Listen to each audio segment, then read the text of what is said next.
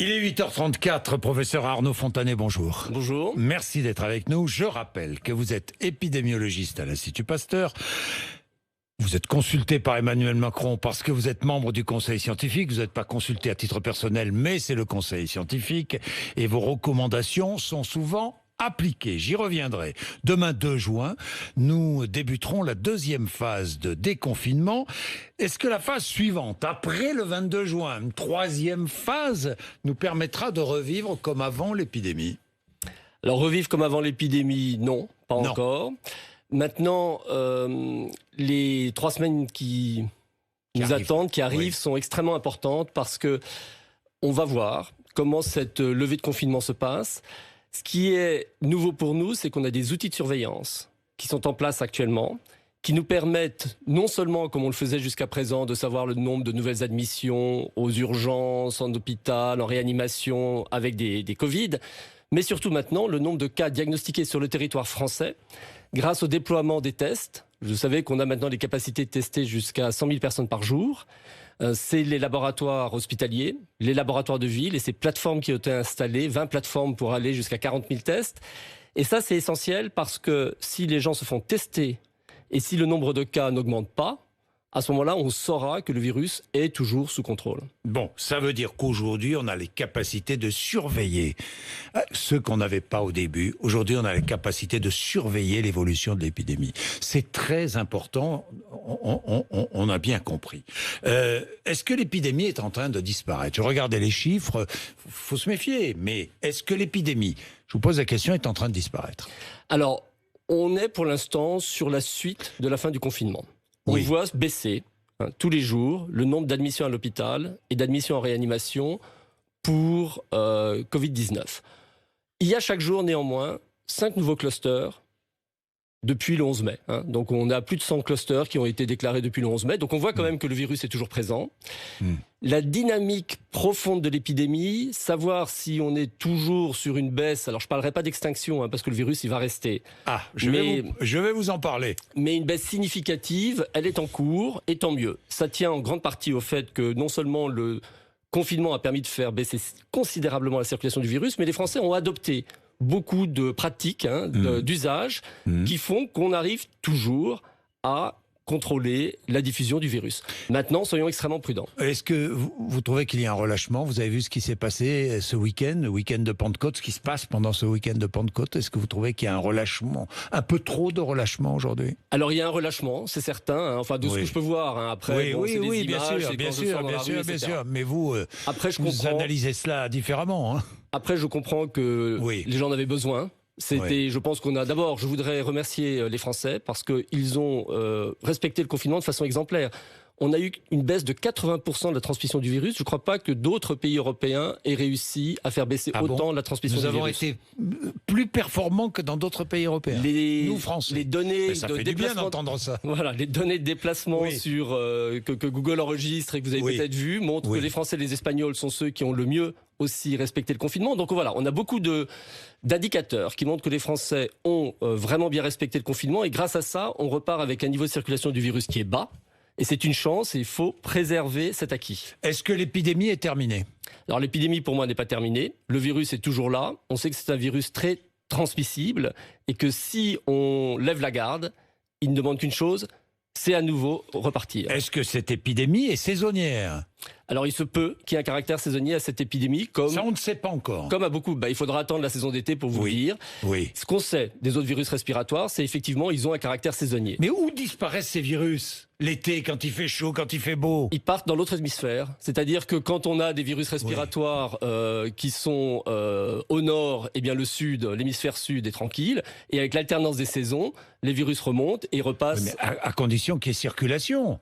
Des biens et des personnes, mais il y a encore circulation. Il y a toujours un peu de circulation. Donc, pour l'instant, ce qui est intéressant, c'est qu'on va savoir effectivement s'il y a un effet saisonnier, parce que si l'épidémie ne repart pas alors que les comportements se relâchent, ça veut dire qu'effectivement, le virus est moins à l'aise pendant l'été. Pourquoi ? Parce que, on sait qu'il est sensible à la température. En laboratoire, quand on augmente la température, il pousse moins bien. Et 2, et je pense que c'est le facteur le plus important, pendant les périodes estivales, les gens vivent dehors.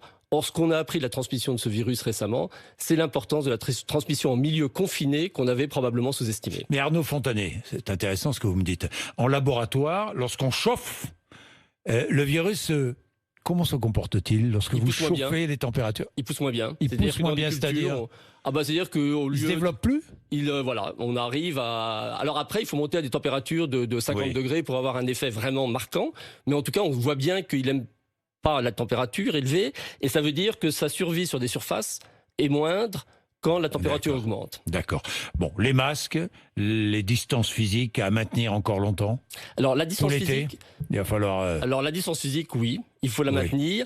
C'est d'autant plus vrai que vous êtes en milieu intérieur. Alors en fait, voilà, ce qui est important de comprendre, c'est que on avait un dogme jusqu'à présent qui était cette fameuse gouttelette, le postillon, que j'ai répété ici et sur d'autres plateaux, qui était que quand vous parlez fort, quand vous toussez, vous émettez des postillons qui vont jusqu'à 1 mètre en France, jusqu'à 2 mètres en Angleterre et aux États-Unis. Les distances sont différentes. Mais bref, en tout cas, il y a un risque de contamination, à la fois si vous recevez ce postillon dans l'œil, sur le nez, etc., ou sur une surface que vous touchez avec votre main. Ce qu'on a appris et qui est nouveau par rapport à ce coronavirus, c'est que les concentrations de virus dans le fond de la gorge sont extrêmement élevées, notamment juste avant le début des symptômes ou au tout début de la phase de la maladie. Les concentrations peuvent être jusqu'à 1000 fois supérieures à celles qu'on observait avec, par exemple, le coronavirus du SRAS de 2003. Ce coronavirus de 2003, il était dans le fond des poumons. Pour le sortir, il fallait tousser, et c'était là où vous deveniez contagieux. Celui-là, il est dans le fond de la gorge, à des concentrations extrêmement élevées. Ce qui veut dire que quand vous parlez, vous émettez des particules virales. Jusqu'à présent, on pensait que ces particules virales, elles tomberaient avec les postillons. Mais la concentration est tellement élevée qu'elles peuvent même être suffisamment nombreuses au sein de particules extrêmement fines. On est dans l'ordre du micron pour que ces particules restent en suspension. Et restant en suspension, elles deviennent ce qu'on appelle les aérosols. Elles mettent beaucoup plus de temps à tomber sur le sol. Et il peut y avoir une transmission en milieu confiné liée à ces aérosols. Est-ce que ça veut dire qu'à l'air libre, dans la rue, dans la campagne, le risque de transmission est moindre ? Voilà, c'est ce que ça veut dire, c'est que d'abord il faut aérer. Quand vous êtes en milieu intérieur, aérer. Je parodie le tester. C'est vraiment important, je pense, par rapport à ce nouveau coronavirus. Alors je veux vous rassurer quand même. Si la transmission se faisait beaucoup par aérosol, on n'aurait pas eu ce fameux nombre de reproductions à 2 ou 3, 2 personnes infectées par malade. On serait à 14, 15, comme on l'est avec la rougeole, qui se transmet de la même façon. Donc ça veut dire que la part de ces aérosols dans la transmission, elle existe vraisemblablement, mais elle n'est pas aussi forte que pour des virus comme celui de la rougeole. Où on en est justement, le fameux R0 là? Alors pour l'instant, quel est le taux? Pour l'instant, notre fameux R, il est en dessous de 1. C'est ça qui est important. Toujours en dessous de 1. Il est toujours en dessous de 1, mais on le mesure avec un certain décalage. Parce que ce que je peux vous dire, c'est ce qui est il y a 1 à 2 semaines, et on est autour de 0,7. Après, ces données vont être mises à jour. Est-ce qu'on sait, professeur Fontanet, combien de Français ont été infectés par le virus? On le sait? Alors on estime à peu près à 4,5 millions. 4,5 millions de Français, ce qui paraît à la fois beaucoup et peu. Beaucoup par rapport au nombre de cas déclarés officiellement, parce que ces cas étaient dépendants de la symptomatologie, de la disponibilité des tests, etc. Et en même temps peu, parce que quand on parle de cette fameuse immunité collective, la proportion de Français infectés qui permettrait de stopper la diffusion du virus et qu'on estime à 66%, c'est-à-dire 40 millions, on en est loin. Pas d'immunité collective, donc. On est loin d'immunité collective. On est loin de l'immunité collective. Sur quoi travaillez-vous, là?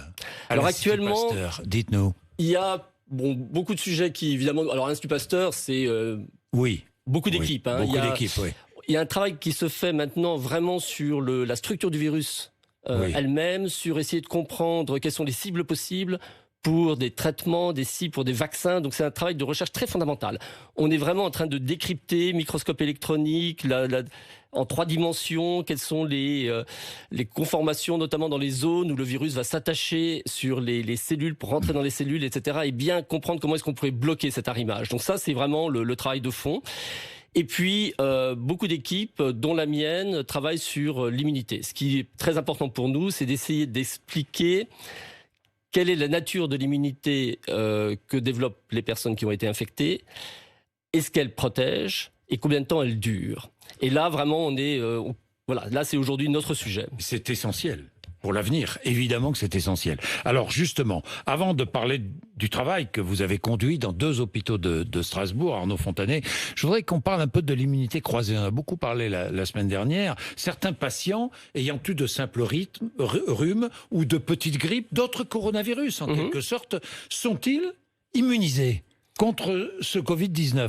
Alors, ce qu'on sait depuis effectivement 2 semaines, c'est qu'en laboratoire, c'est-à-dire dans des analyses de leurs cellules, montrent qu'effectivement, des personnes qui ont été infectées par des coronavirus qu'on appelle saisonniers, ceux qui donnent le rhume, notamment 2 qui sont HKU1 et OC43, qui sont des bêta-coronavirus de la même famille que ce nouveau coronavirus, eh bien, leurs cellules, en tout cas, elles reconnaissent partiellement ce nouveau coronavirus. Et certains des anticorps qu'ils fabriquent reconnaissent aussi partiellement ce nouveau coronavirus. Est-ce que ça protège ? Et donc lutte contre le coronavirus. Est-ce que ça protège ? On sait qu'ils le reconnaissent. Oui. Est-ce que ça protège ? Ça, on ne sait pas encore. Ça, on n'a pas encore. On ne sait pas. On n'a pas le résultat. Pour l'Institut Pasteur, vous avez conduit donc une étude sur 160 soignants de 2 hôpitaux de Strasbourg atteints par le coronavirus. Mais pas de forme grave du coronavirus. 1 mois après, 159 sur ces 160 patients avaient développé des anticorps, c'est cela ? C'est cela, et plus important encore, 1 mois après, 98% avaient des anticorps qu'on appelle neutralisants. C'est-à-dire ? Donc, vraisemblablement protecteurs, qui sont capables de neutraliser le virus en culture. Et c'est ça qu'on recherchait. Donc on a fait ce travail en collaboration avec les CHU de Strasbourg, avec le professeur Samira Fafi-Kremer.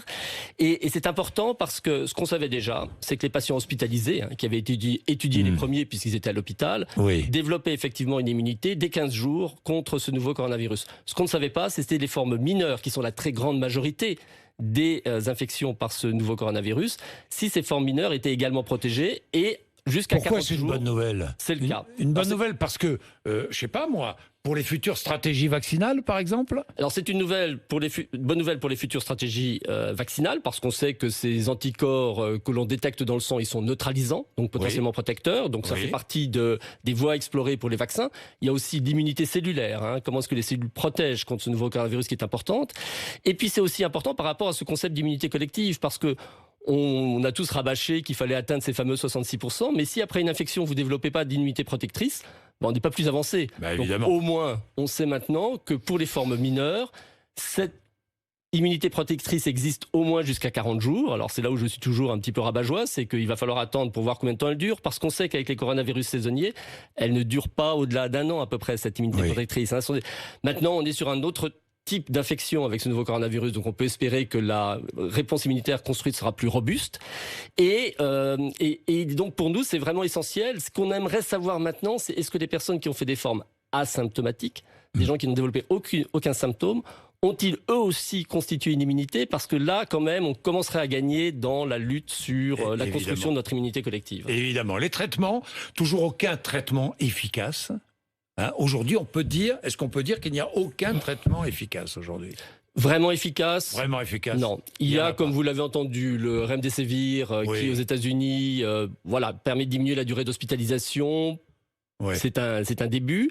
Il y a ces nouvelles dont vous parliez récemment. L'anakinra, qui, sur des formes sévères, donne un effet... Alors, c'est un médicament bien connu en rhumatologie, l'anakinra. C'est un anti-inflammatoire. Il lutte contre ces fameuses cytokines. Vous vous rappelez, on a parlé de cet orage cytokinique des pneumopathies inflammatoires du 7e jour. Donc, dans cet orage plein de cytokines, il y en a une qui s'appelle l'IL-1. Et l'anakinra, il permet donc d'inhiber cette cytokine. Et sur des formes graves, a donné des résultats intéressants. Uniquement sur des formes graves. Et là aussi, c'était pas un essai randomisé. Donc les auteurs d'ailleurs de l'étude le disent très bien. Il faut que ces résultats soient confirmés sur un essai randomisé avant de pouvoir être plus affirmatifs. Et puis tous les débats autour de l'hydroxychloroquine qui continuent. Comment les regardez-vous ? Vous n'êtes pas lassé de tous ces débats ? Je suis effectivement lassé. Parce qu'on ne sait pas. On ne sait toujours pas. Est-ce que vous avez des doutes sur la dernière étude de la revue scientifique The Lancet ou pas ? Toutes ces études ne sont pas des bonnes études. Depuis le début, je dis qu'il nous faut des essais randomisés pour trancher. Et avec le nombre de patients qu'on a eu, ça aurait été facile de pouvoir trancher si on avait commencé par un essai randomisé. Donc ça, c'est très randomisé, c'est tirage au sort, et on compare. Il y a les Anglais qui, eux, ont un essai qui s'appelle Recovery, où ils ont enregistré plus de 11 000 patients et qui ont examiné leurs données très récemment à la lumière du papier du Lancet et de tous les signaux que ce papier avait montré. Ce qui était notamment qu'il n'y avait pas d'effet, mais peut-être une surmortalité qui était liée au trouble de rythme cardiaque. Oui. Donc les Anglais ont regardé de près 11 000 patients. Alors je ne sais pas combien ont été randomisés au bras d'hydroxychloroquine, mais ça doit être entre 1000 et 2000 par exemple. Oui. Ils ont décidé de continuer. Ça veut dire qu'ils n'ont pas trouvé les mêmes risques cardiaques que ce que la revue du Lancet dénonce, mais ils n'ont pas non plus trouvé d'efficacité, sinon ils auraient stoppé l'essai. Donc à mon avis, ils sont dans une zone où pas d'efficacité, mais pas de risque cardiaque, et ils vont continuer. C'est peut-être les premiers qui vont publier enfin un essai randomisé qui nous permettra d'avoir des données robustes. De sortir de ce débat, d'avoir des données robustes. De sortir de ce débat qui nuit. Est-ce que tous ces débats nuisent à la communauté scientifique? Considérablement. Considérablement, on a perdu énormément de temps dans la construction des essais cliniques et voilà, je pense qu'il faut revenir à des choses très simples. On sait comment évaluer les médicaments. On a 30 ans d'expérience de recherche clinique qui nous l'ont prouvé. Donc continuons avec les bonnes pratiques. Oui. L'appli Stop Covid, c'est important, téléchargeable à partir de demain. Est-ce utile, franchement? Alors l'appli Stop Covid, en tout cas, c'est... pour moi, c'est très intéressant. Je pense qu'il faut vraiment la tester. Sauf que Singapour arrête, j'ai vu. Je pense qu'il faut vraiment la tester parce que d'abord, à titre personnel, je ne trouve pas ça particulièrement intrusif. 1, c'est volontaire. 2, ça vous permettra de savoir si vous avez été en contact. Toute la difficulté, c'est le calibrage. C'est-à-dire, est-ce que c'est actuellement être à moins d'un mètre de quelqu'un qui a été infecté pendant plus de 15 minutes. Je pense que ce sera utile sur les transports en commun, ce sera utile sur l'avion, le train. Vous apprendrez que vous avez été assis vraisemblablement à côté de quelqu'un, sans qu'on vous dise précisément où ça s'est fait, mais on vous dira, c'est dans ces circonstances où effectivement vous allez vous retrouver à côté de quelqu'un qui est infecté sans le savoir pendant une période assez longue. Et ça, cette appli vous le repérera. Ce qui est important dans l'appli, c'est qu'elle permet ce traçage des contacts extrêmement rapidement. C'est-à-dire qu'aujourd'hui, la procédure, c'est qu'une personne doit être identifiée comme étant infectée pour, après avoir une enquête qui va être faite par la Caisse nationale d'assurance maladie, on va vous demander dans les jusqu'à 3 jours avant le début des symptômes, à côté de qui avez-vous, etc. Cette personne pourra dire le milieu familial, les amis, etc. Mais elle sera incapable de se dire la personne qui était à côté, dans le train, dans la chaîne, etc. Donc, 1, on ne retrouvera pas cette personne. Et 2, le temps de faire cette enquête, c'est 2-3 jours. Et ces 2-3 jours, ils sont extrêmement importants. Avec l'appli, c'est instantané. Donc pour moi, c'est un outil. Alors il ne va pas être révolutionnaire, c'est un outil qui se rajoute à l'ensemble, mais c'est un outil utile. Bien, Arnaud Fontanet, le Conseil scientifique, vous êtes membre du Conseil scientifique, est-il toujours consulté par le Président de la République aujourd'hui?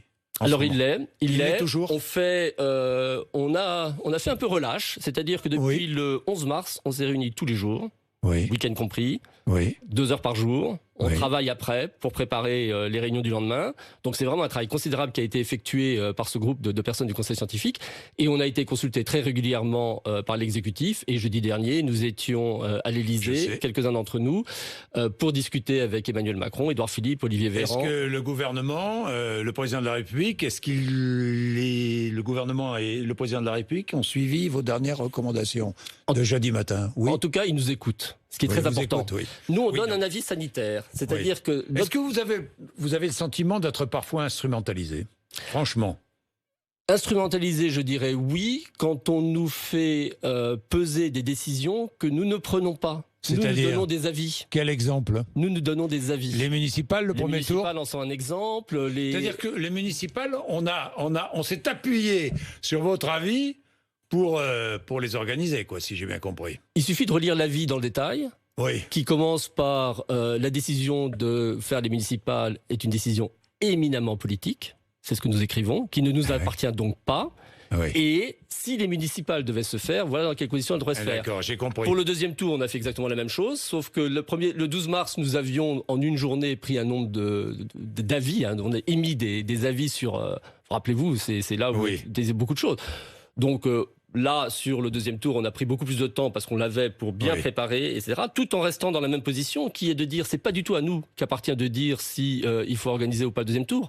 En revanche, ce qu'on peut faire, c'est vous dire si le deuxième tour doit avoir lieu, voilà dans quelles conditions il doit avoir lieu. Et pour nous, le point d'alerte sur le deuxième tour, c'était la campagne. À la limite, le jour du vote, ça peut s'organiser. Donc vous dites oui pour le jour du vote. Oui, avec précaution, si j'ai bien compris. Non, on dit, voilà, si vous décidez de faire le deuxième tour des municipales, voilà ce qu'il faut faire le jour du vote. Et là, je pense qu'on peut avoir un assez bon contrôle de la situation, parce que tout est anticipé. En revanche, la campagne elle-même, c'est vraiment le moment du haut risque. Donc, le deuxième tour, il aura lieu sauf contre ordre parce que l'épidémie aurait repris et il y aura un point d'étape 15 jours avant. Mais là où je souhaiterais me prononcer ici, c'est je demande aux candidats d'être extrêmement vigilants sur l'organisation de la campagne, de relire cet avis qu'on a fait pour voir dans quelles conditions la campagne peut être faite, parce que c'est vraiment la campagne qui est le moment dangereux. Est-ce que vous souhaitez que ce conseil scientifique soit pérennisé ? Non, je pense que ce conseil scientifique, il est nommé avec un décret d'urgence sanitaire et normalement, il devrait se terminer avec la fin du décret. Je crois qu'il a été, en tout cas, ça a été une expérience passionnante pour nous, qui nous a permis effectivement d'émettre des avis et qui ont permis d'informer le gouvernement. Après, effectivement, le gouvernement, il décide. Nous, on se contente de donner un avis sanitaire. Le gouvernement, il prend en compte tous les autres aspects, notamment économiques, sociétaux, dans ses décisions. Et c'est un très bon partage des rôles. C'est vraiment ce que nous, on revendique. Merci, professeur Arnaud Fontanet, d'être venu nous voir encore une fois avec toutes ces explications qui nous sont utiles. Merci, il est 8h54. Vous êtes sur RMC et BFM TV.